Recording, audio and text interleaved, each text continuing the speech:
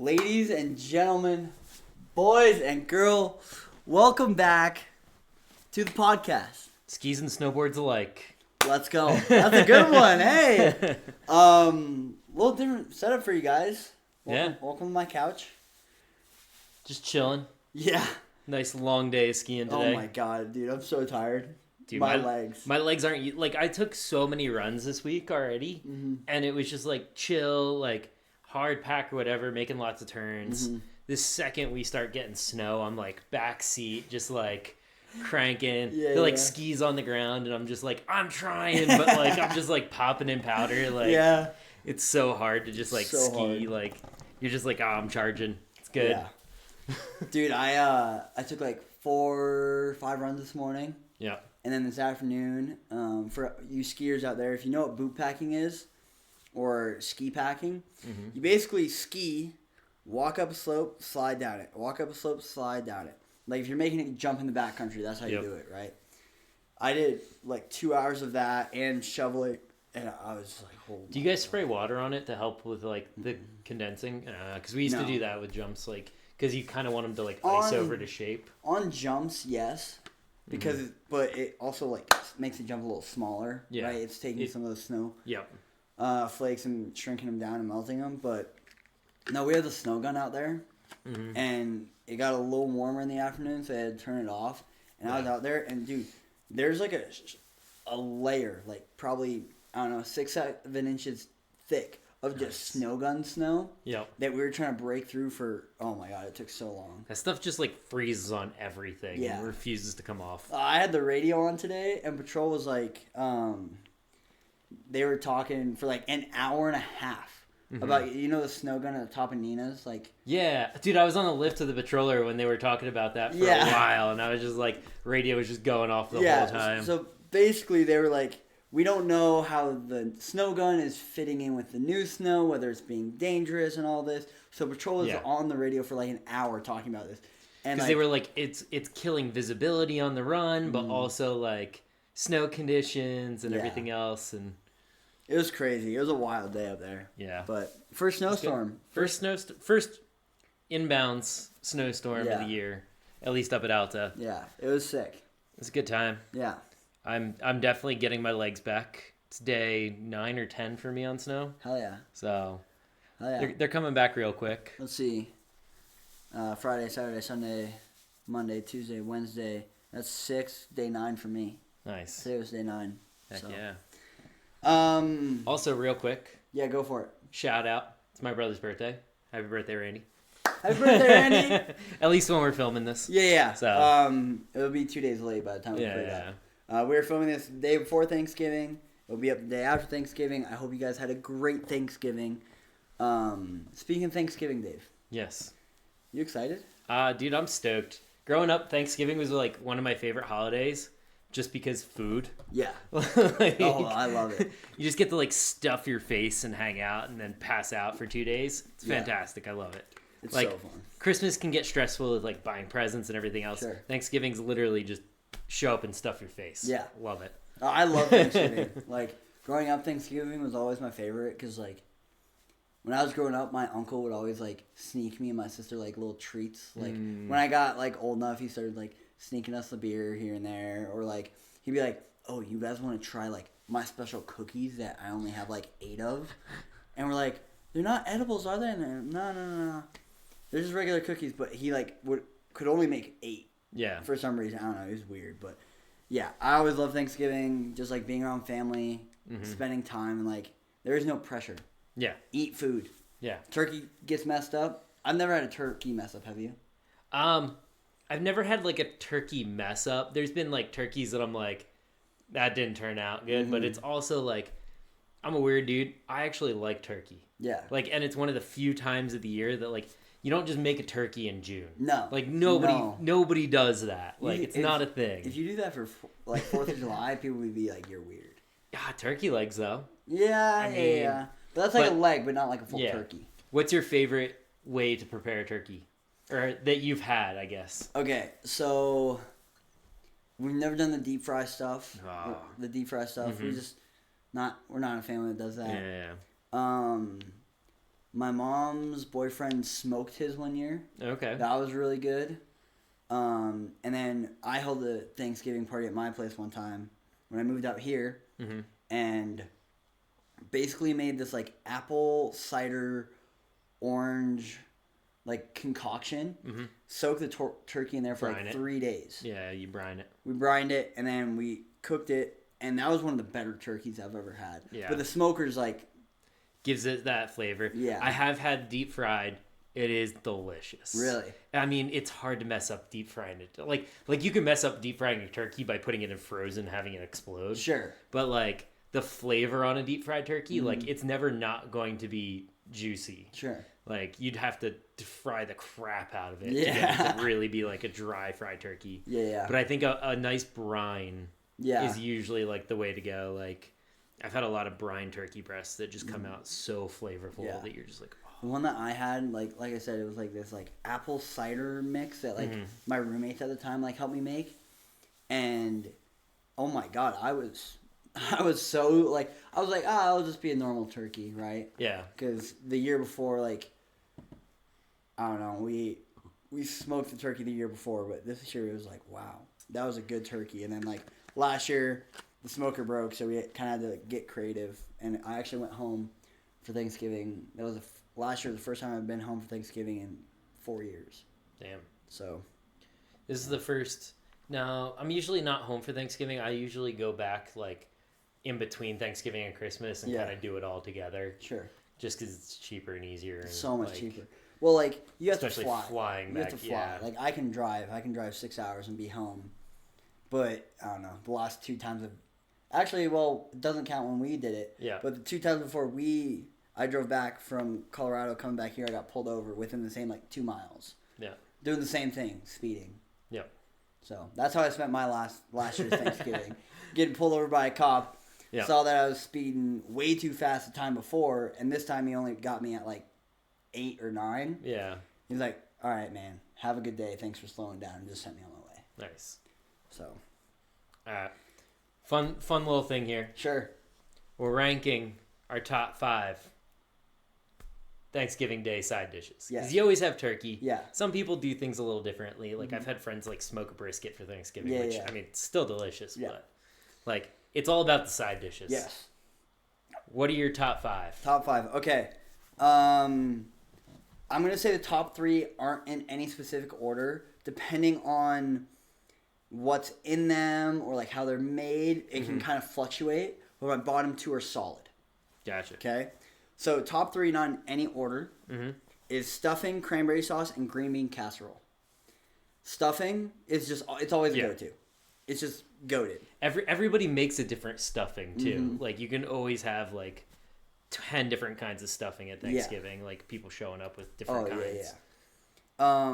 Cranberry sauce. Me and my sister have been making cranberry sauce since we were 3 or 4 years old, and we used to do the like cranberry, like grinded cranberry sauce. So you get a grinder, put cranberries in. Every once in a while, put an orange in and an apple slice in, and we would do that for a long time. But the past few years, I've been making my own cranberry sauce, and it's my favorite thing about Thanksgiving. Nice. It's like, I don't know, no one really thinks about cranberry sauce, but like that's always been like my family tradition. I think that and stuffing probably flip between 1 and 2. Yeah, depending upon the stuffing and yeah. And then last year, someone made a green bean casserole like I've never had before. And oh my god. Not just like canned soup mix with green beans and like fried onions. So it was all that stuff. Yeah. But they put some extra stuff in it, and they like deep fried the onions before they put them on the casserole mix, and then like put some bread on there. Oh my god. Yeah. Like, I went back and had like 3 more meals of just green bean casserole. And I'm not like a big green bean guy, but that one sticks out. Another classic, mashed potatoes and gravy. They go together. Yeah. Okay? Like, that's one thing. You can't like... You can put gravy on... Although, I will smother my entire plate in gravy. Yeah, you can do that for sure. But it is mashed potatoes and gravy. Yeah.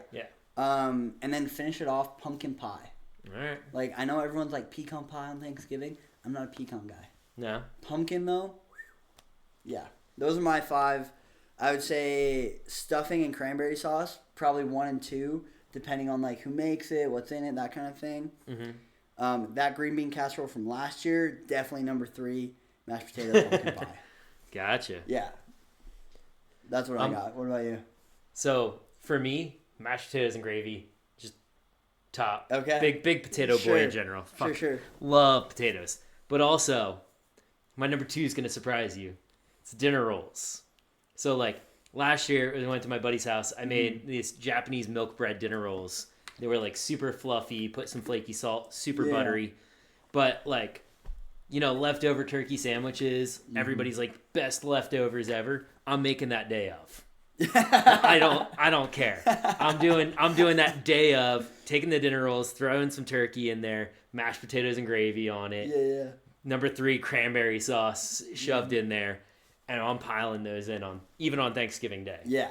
Oh, for sure. So I always love a good like dinner roll, and something you don't really have outside of like you'll be making sandwiches and whatnot, but you never think of like I'm gonna sop up like the gravy and everything else with dinner rolls. Like that's a very like Thanksgiving-y thing. For me though, the cranberry sauce has got to be the canned gelled cranberry sauce. You haven't had my cranberry sauce. Nah, dude, it doesn't.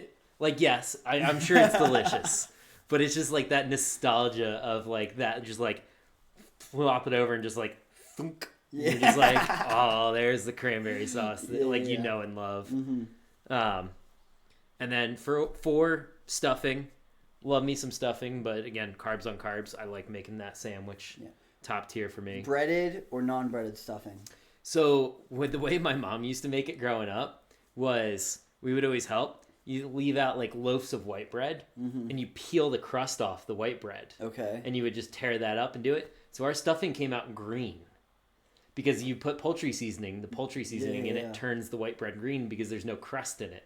Oh, shit. So when you make it, it's such a weird, like people look at it and they're like, what is this? Yeah. And it's like, because it's a crustless stuffing, it doesn't have that like color into it. Yeah. So always did that, and it was always like almost paste kind of, because it wasn't like a thick hearty bread or anything. It was literally just your Wonder white bread pulled apart.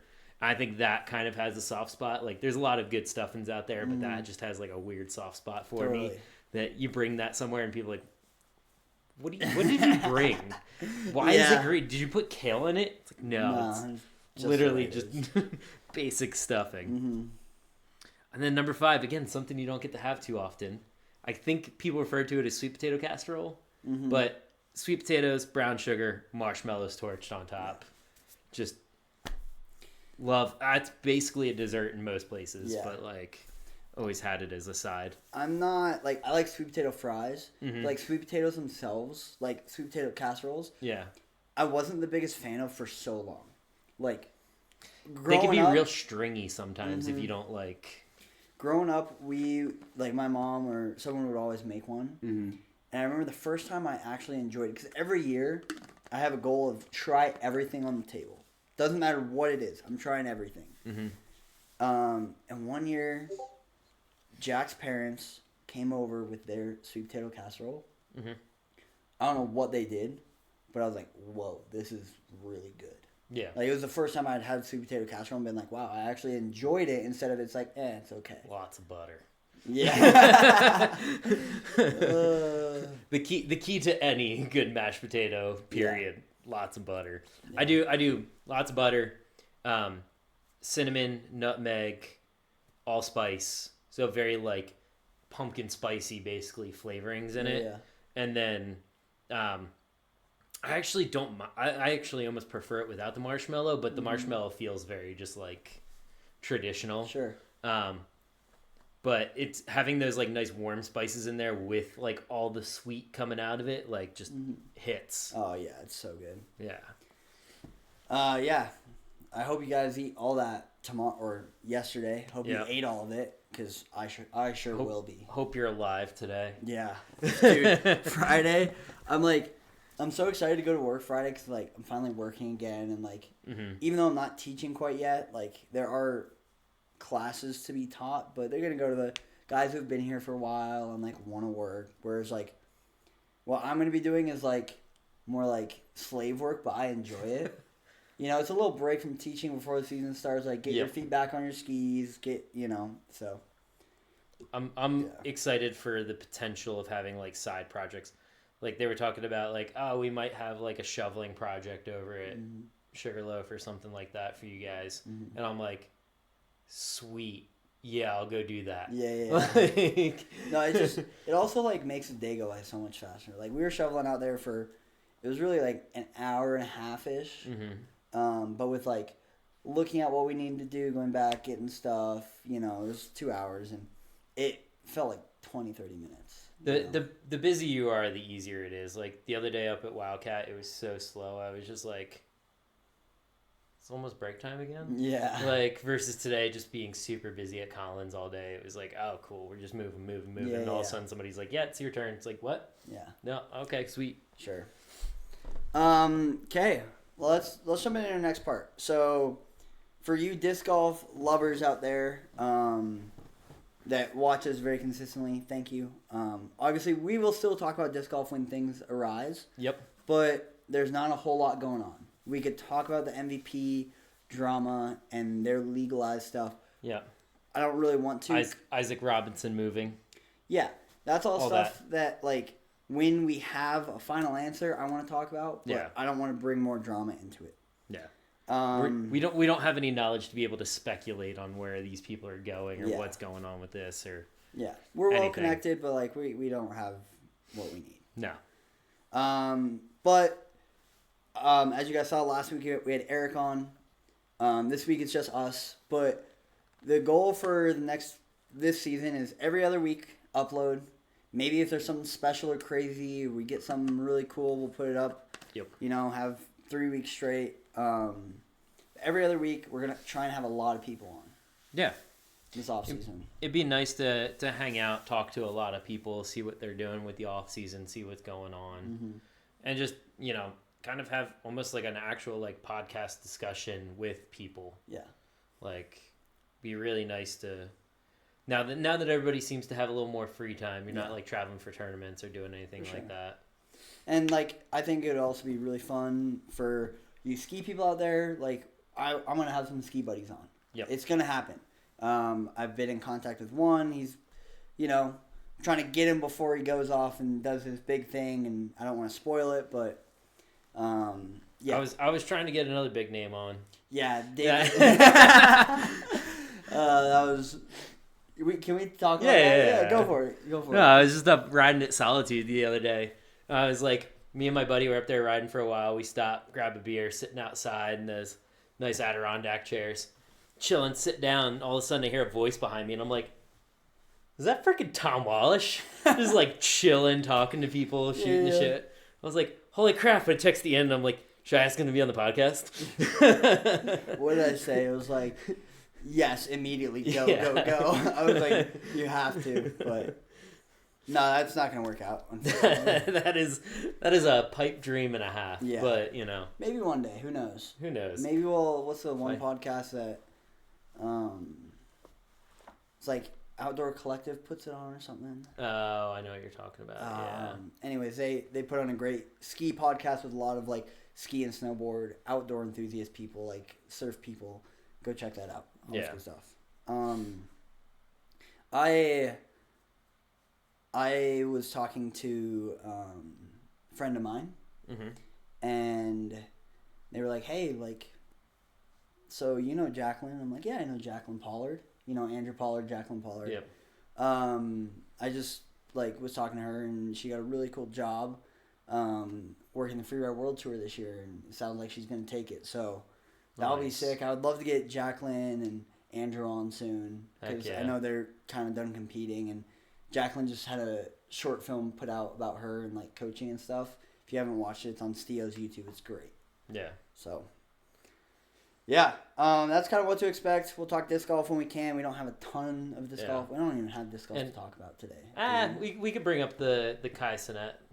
Oh yeah, thing. Yeah. Well, let's do that now. So. For those of you who aren't on the internet that much, don't know what Twitch is, don't know what streaming is, like I don't blame you. it's a whole different community than what we're in. Basically, what they do, like what some streamers do, is they'll turn their live stream on. They won't turn it off until they reach a goal. Yeah. Kai was doing a stream where I think it's still on right now. And it's been going on for like 2 weeks now. And he has so many followers to begin with. Mm-hmm. So to like not, it's nuts. People, I saw some stuff that was like, his health is not good right now. Like, I mean, they're sleeping a lot. Yeah. Like there was one day I like tuned in. I tuned in for like literally 20 seconds to see if like anything crazy was going on, because there's always crazy stuff going on. Yeah. But they hired this guy who's dressed in a Spider-Man costume to just sit there like a video game character. Thanks for the sub. Like the most like I was like, dude, you look like a video game character. It's crazy. Nice. But they were all passed out, so I turned it off. I was like, I can't. But go for it. He surprisingly had on Bill Nye the Science Guy, which don't know how we got that connection. I have no idea. It was such a random, just like, oh yeah, we got Bill Nye. Yeah. But apparently Kai Cenat plays disc golf, and so does Bill Nye, big disc golfer. He's got his own Innova disc. Samaico 3. Yep. But he brought him onto the stream, talked a little bit about disc golf and whatnot. But it's kind of cool to see bigger names be interested in smaller niche sports kind of things. And it kind of blew up at least the disc golf side of the internet, with people being like, holy crap, somebody's mentioning somebody who's like almost Mr. Beast level, realistically, at least in like the Twitch world. Yeah. Like mentioning disc golf and being like, yeah, it's great, super fun. Like, and having Bill Nye on again just spikes it even more. Yeah. If you guys don't know who Bill Nye is, you're either A, way too old, or B, haven't gone to school.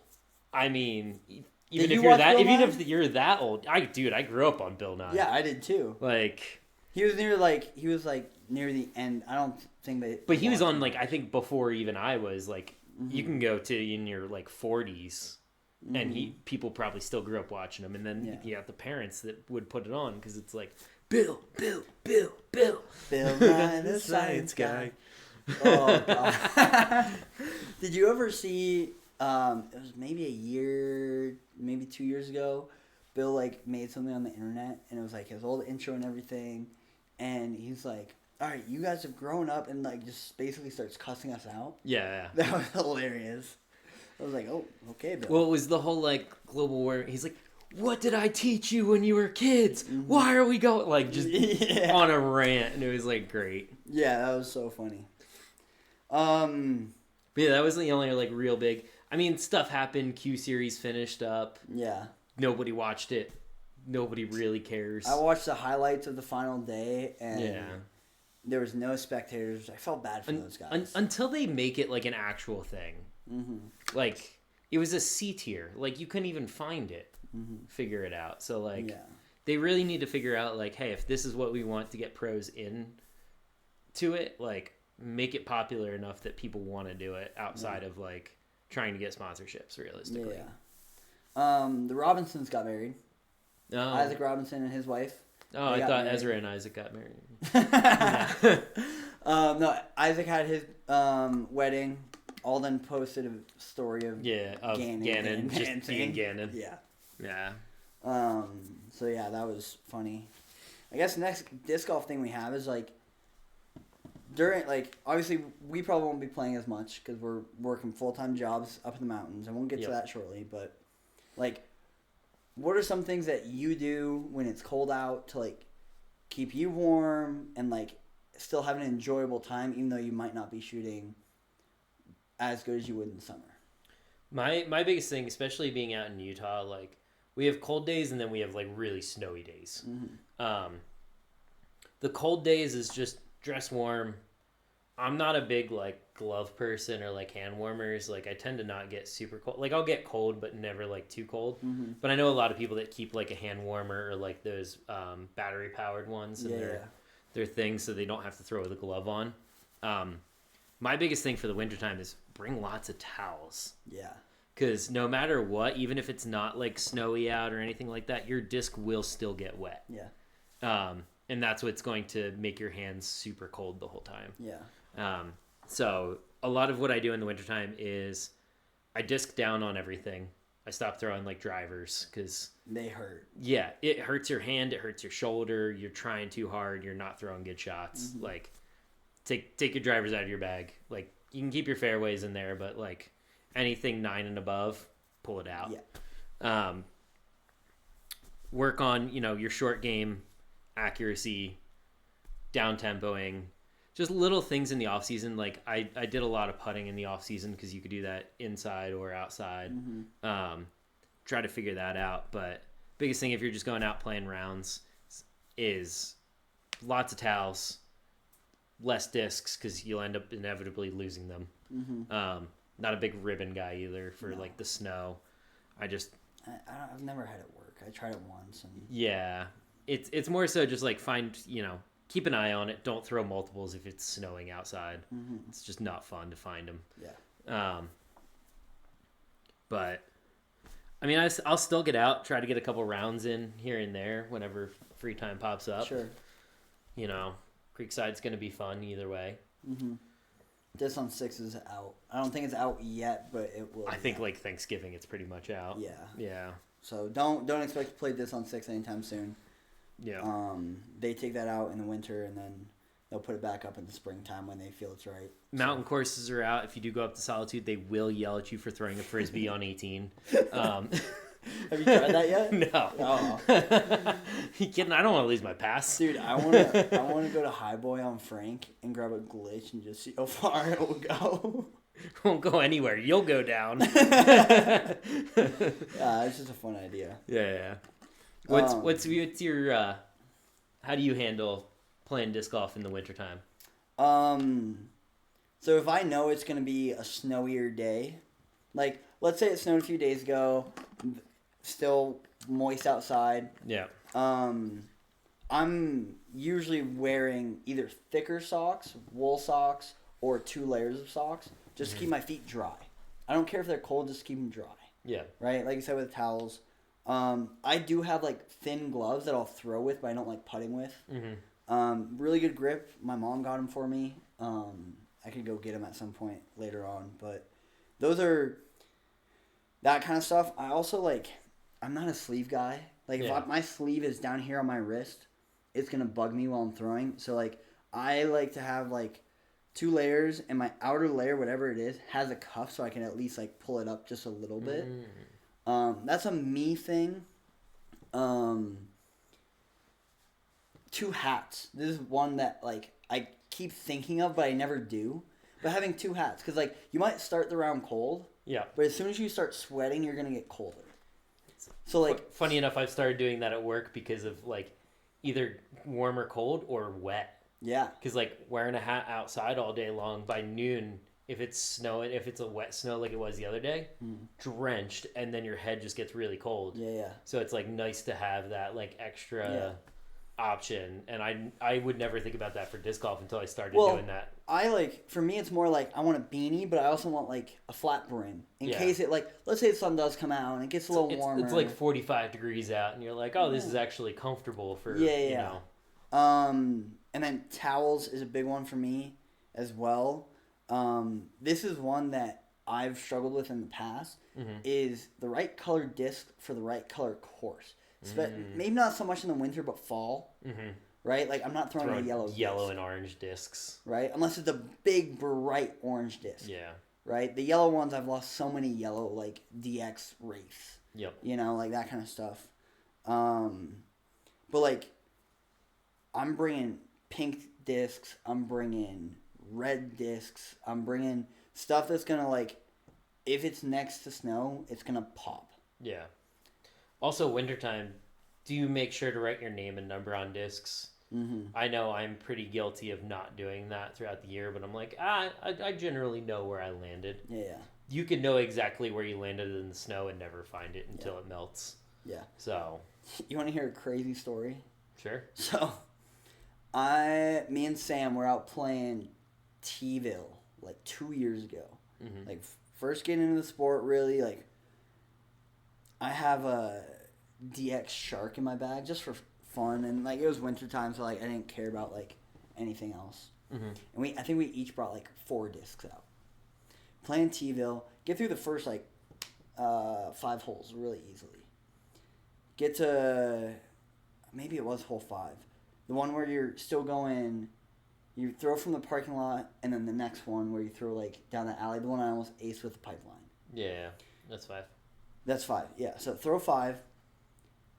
I throw 1 shot, and I was like, oh, that's pretty good. Sam throws his shot. Oh, that was pretty good. I throw my next shot.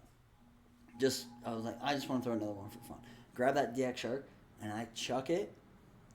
It hits a tree on the left somehow because I like slipped, misreleased. Like it was just T-pad was slippery. Hits the tree. We saw it hit the tree. Goes into the snow. Never saw it again. I got a text about it about 3 months later. Yeah. And I just was like, keep it, dude. I don't care. Do you think DX Dragons will float on snow? No. I mean, they float in water. No.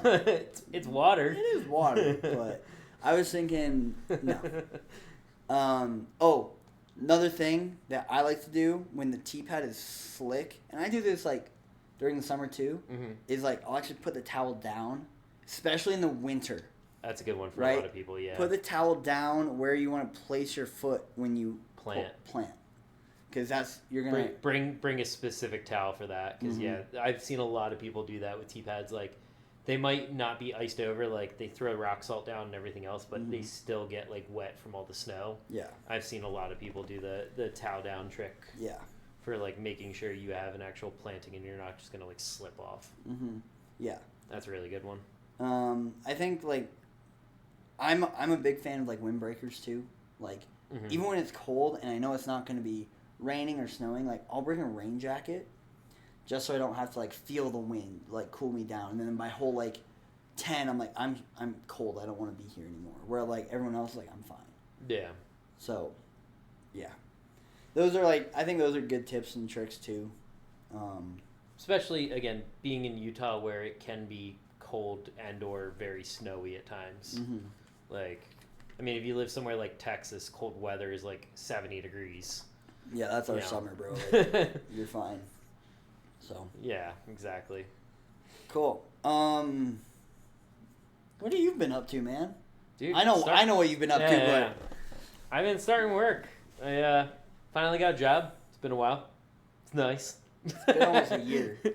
Shh. I've been applying. I'm still applying for jobs and not hearing back. Yeah. But yeah, working up at Alta this year, security services. Mostly just gatekeeping. You know how Alta is. Yeah. They like to gatekeep. In a good way. No, I like making... Because I think it was... what is it? Ghostbusters? When he's like, are you the key master? I'm the gatekeeper, or whatever it is. Oh. When he's on top of the building or whatever, and it just makes me laugh, and I think of that as being like the person that's like the ticket scanner. It's like, you're on top of the chair. I'm on top of the chair. I'm the gatekeeper. Hey, watch yourself. But no, it's been nice having like an actual full-time job, skiing a whole bunch, which is great that they actually let you like ski a lot, which is rare from what I've heard from other resorts. Still doing the pizza pop-up thing on weekends. Talked to Sam about that. We might be moving that more nights a week. He's trying to move away from the bakery a little bit more, so might be doing more pizza as well coming up here in the wintertime. Other than that, man, again, just happy to have a routine. Yeah. You know, meet some people, get outside, do my thing. It's going to be a good winter either way. Yeah. Hopefully get some disc golfing in. I got some ideas that I think would be fun for the winter, not necessarily like play-wise, but like thought process moving into like what we can do in the springtime and like designing stuff. Yeah. I think that would be really good to do and like spend free time, especially because like it gets dark by 4:30. Yeah. It's not like you can like drive down canyon and get around in or anything like that. It's more so like, cool, what ideas can I run with this spring and set goals and things like that. So I've been brainstorming on some stuff with that. Yeah. How about yourself? Let's see. So officially started work today. Officially? Damn. I mean, I've been training and like I did a training. I had 2 trainings yesterday that took up most of the day. Great stuff. Like, you know, I'm learning, not not learning a lot, but like rewiring my brain to like figure out what I'm doing up there. And, yeah. It's like you know the situation, but you haven't been in it for months, so you're like, oh, okay, that's what I do. Yeah. And then there's also like new ways of skiing are coming out every year, and like we had a big chat about like skiing and like when is it okay to ski hard, when is it okay to ski like slower and chillax and like all that stuff, and like putting it into like a ski instructor verbiage that it's good for the general population. It's very hard, but like that's the best way I can describe it without like boring the hell out of you guys. Yeah. You're doing what I used to do in tech. Yeah. But yeah, it's been really good. I've been cooking a lot more. That's something I've also been doing more, is like realizing that I need to like have meals prepped and like I get home and I'm like, oh, I'm gonna stuff my face with actual food and feel like great the next morning. Yeah, because I feel like not necessarily over the summer, but like kids camp, like we got fed breakfast and lunch, right? So dinner was like, like I can spend a little more money on dinner because I haven't spent money on breakfast and lunch. Right. Right? Whereas like this time of year specifically, like meals up there are expensive, even for us who get discounts for being employees.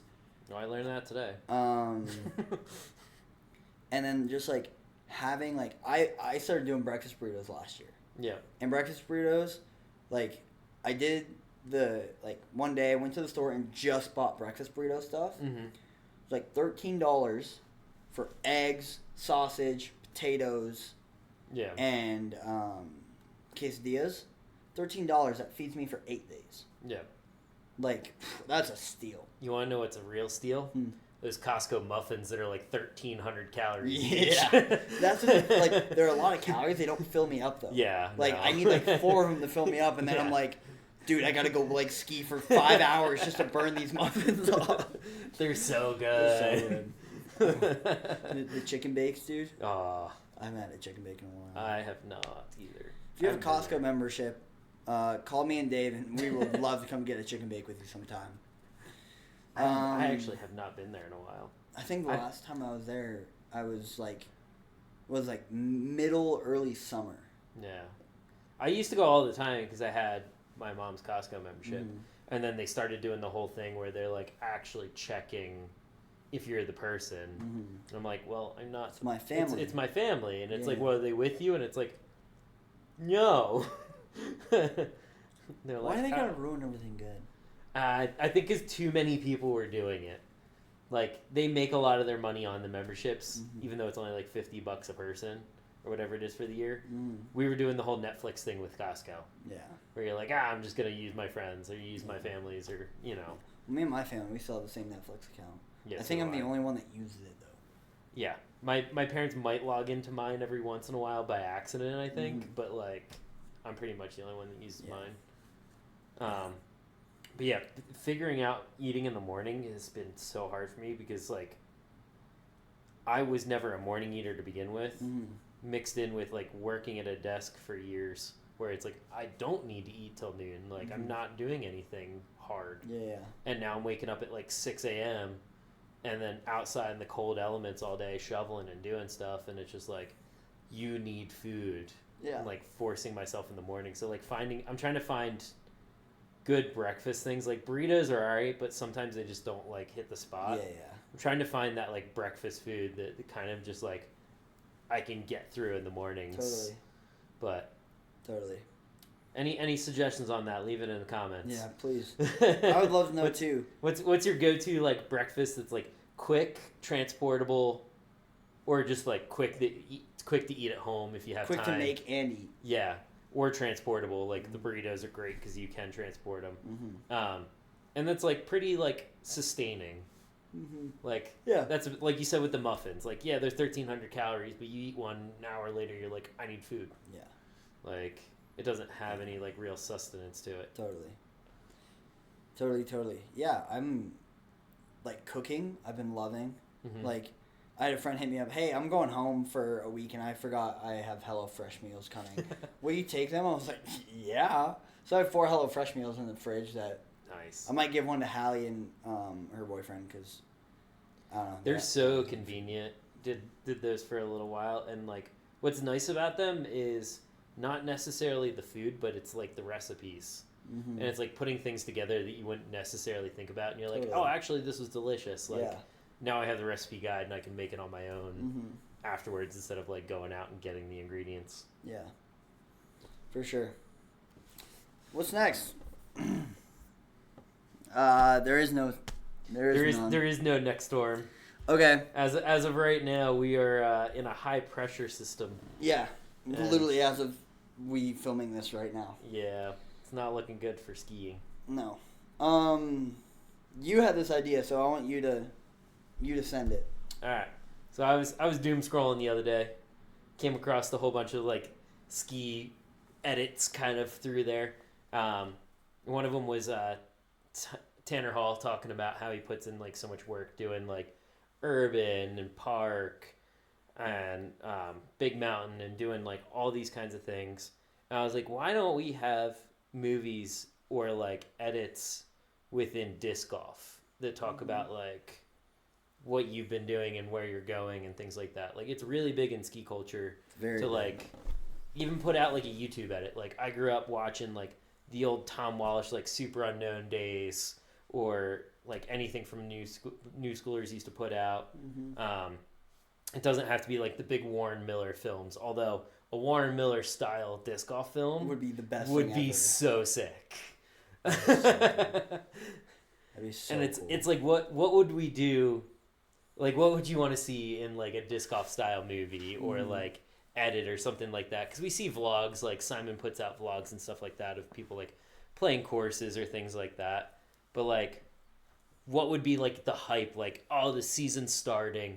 What's the hype video that you go to for it, kind of thing?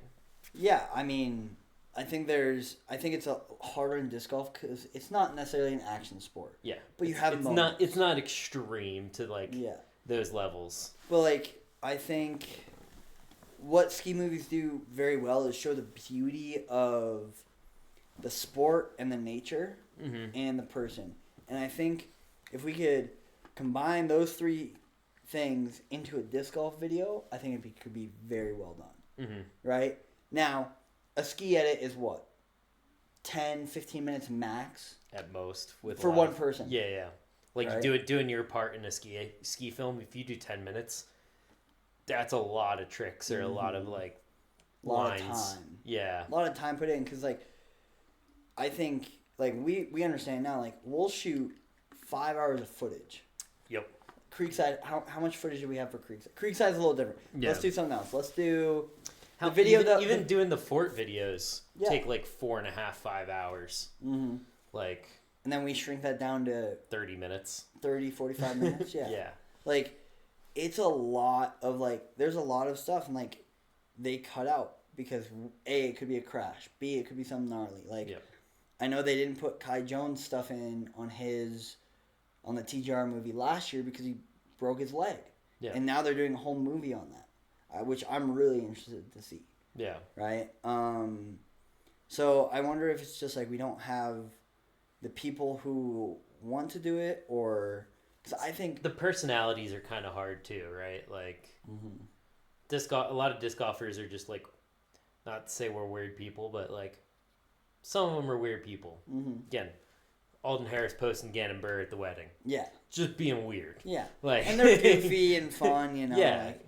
Exactly. But you can make that into like the off season of like how the vlog squad got so much better to start the year, made like a hype video of them like montage training or something like that. Yeah. And, like doing like urban disc golf or something. Or like, you know, the like, I think it's only 30, 45 second shorts that like Jomez makes for like the disc golf like worlds kind of thing. Like, hey, it's worlds, it's a big deal. Like that little clip. If we could have like an 8-minute one of those, or a 10-minute one of those of best MPO shots and like the most clutch moments, the most memorable moments, and have someone talking behind it, Oh, like just like build those hype moments and like have them there for a reason. I think people would just enjoy watching, and it's engaging to people, I think, outside of disc golf as well, because it's not watching a 3-hour-long tournament round. Sure. It's watching a 10-minute video on, Gannon throwing 800 feet or like throwing a sick ace shot. 796, by the way. Well, you know what I mean. I know. But yeah, I think it would be really awesome. Or like I said, the old Warren Miller style, where it's more of like a narration of a storyline. Yeah. That like goes into. Or like, have you seen? Like you could do a whole Warren Miller film on the Holy Shot. Yeah. 100%. You could, and like I guess that's the documentary they did, like the Holy Shot documentary they did. But I would like to see more like smaller documentaries. Like, have you seen like the QB or the wide receiver documentaries on Netflix? Yeah. Like stuff like that where we get to see inside their house. Like I want to see what AB how's and Paul Gannon McBeth living? And Paul McBeth, like all this. Yeah. I want to see like, all right, I'm gonna go to the course. I'm gonna come back, like cook lunch for my wife, like that kind of stuff. Yeah. I want to see what's going on behind the scenes. What's your training like? What are you doing? Like he's out in Mexico right now, and he's done some good stuff, some good videos with like the Paul McBeth Foundation and setting up like the first courses in Mexico and the course in New York City, things like that. But it just hasn't like. It doesn't feel the same. It doesn't have that level to it, For sure. And will this Kai Cenat thing blow up a little more?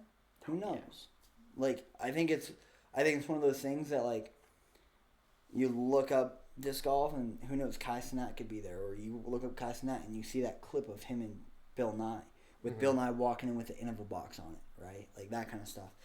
I think the sport's growing, and I would love to see more, like, short films or like short documentaries coming in, little things here and there, just again. And it's interesting to see how they spend their free time. Also, it would be fun to do more like, again, going back to the skiing thing, you always have to have like an urban part of your edit. Let's get some urban disc golf in, man. Or like a trick shot montage, right? Of like, it doesn't need to be crazy aces, but like, oh, this could be a fun putt like this, but instead, I'm going to scuba it around this tree in. You know, like stuff like that. That'd be so sick. Or just, and anything that, like, is fun, gets people excited about disc golf, and again, is more to a broader audience, I think is the biggest thing. Dave, maybe this is our next thing. It might be. We might have to. We'll see. I think disc golf is so much like playing into people that already like disc golf. Yeah. Versus trying to be like, I can show you, like, if I put on the Art of Flight right now for people that never skied or snowboarded, they'd be like, that was one of the most epic things I've ever seen. Like, holy crap. You go see any TGR movie out of the past 5 years. Yeah. Speaking of, what is, like, favorite ski movie, like, that gets you hyped for the season? I mean, within the top 3, I always watch Nar. Yeah. I love Nar. I feel like Nar is an automatic first for everyone. Yeah. Like, just because it's like, it is what we all want skiing to be. Like, it's, don't take it too serious. Have fun. It's also in memoriam of Shane McConkey, who is like big in the sport and everything else. And they were like, we're doing this in honor of you kind of thing. Like, it hits right all across the board. I don't know, dude. My pump up is like a lot of like, especially the old level 1 stuff from like 2010, like the old Bobby Brown edits and things like that. Like always get me hyped because like he would do so many tricks. Like again, I grew up watching Tom Walsh, Henry Carlisle, like everybody that was this more like style of skiing rather than doing like big lines or like spin it to win it kind of stuff. Like you'd see edits of Bobby Brown doing like an 80-foot like 540 bow and arrow grab, and I'm just like, oh, I love this. Yeah, like that's what gets me excited about the season. And then pretty much just almost anything Travis Rice does. Yeah. Also kind of. Dude, yeah. Dude is a maniac. And it's just so fun to watch. Like, even if you're not a snowboarder, like, yeah, he is just, what he does on a snowboard is incredible a lot of times. Yeah. No, Travis Rice is insane. I would say for me, it's always like, I know ski season's around the corner when the TGR movie comes here. Mm-hmm. I go to Red Butte and I watch it. Yep. Right? We went this year, we had a great time. Yep. Whatever that movie is usually number one. A few weeks go by, snow starts falling. I'm putting on Higher by Teton Gravity Research. Mm-hmm. We watched it. Yep. It's with Jeremy Jones, a snowboard movie. But it just gets you in the feeling of the mountains are here, explore them, and, like, give them so much respect. Yeah. Right? Like, you are minuscule. Yeah. Like, it's insane. So, someone's here. With a very, very bright light. Who is that? I don't know. I don't know who that is. Is it Brady? Oh, UPS or something. Oh. Sweet. Thank you. That was weird. That was very weird. I've never seen that bright of a light ever. It's like a band, too. Dude, I had like 1,000 lumen like headlamp going. I need one of those for skiing. Yeah. And then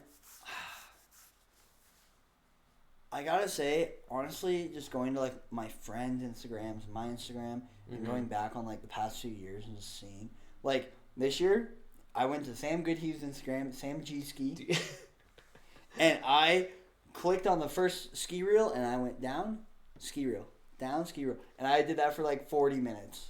What's so funny about you saying that is I've done that so many times this year where people are like, oh, dude, so many great skiers up there. And I was like, yeah, I know this one guy who's, like, not sponsored, just, like, sending massive. And I'll bring up, like, Sam's like, Instagram, and people like, what the? And it's like, yeah, dude, just sending it. Yeah. Like, oh, dude, it's incredible. He's great, and he's, like, a great guy, too. Like, I lived with him for, what, 2 years?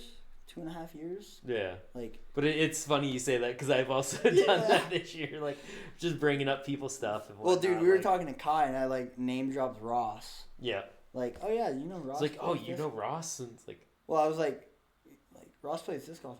What? And Kai like freaked out. Yeah. That was so funny to me. So. No, the ski season hits when I start like. I'm also that guy that goes to all the, like, not just the premieres, but all the benefits and stuff. So, like, when you do Wasatch Backcountry or, like, the Abbey Dogs. UAC, Pray for Snow that they used to do, which was great because, like, you'd spend, like, $20 and you get, like, $150 in free gear from places, which I used to love doing. Yeah. They kind of stopped doing that after COVID. But that was, like, the start of it. And then they used to hold a rail jam every year at Liberty Park. Yep, I remember those. And that was kind of like ski season's here. It might still be like spring or fall, but like it's around the corner. It's coming. Yeah, it gets people just excited to go out and like be with their friends and. Yeah, you start realizing like, cool, it's here. Let's get outside. Let's go do stuff. Let's like be a group together again, not just like hanging out inside and doing whatever. For sure. But yeah, I'm stoked on ski season.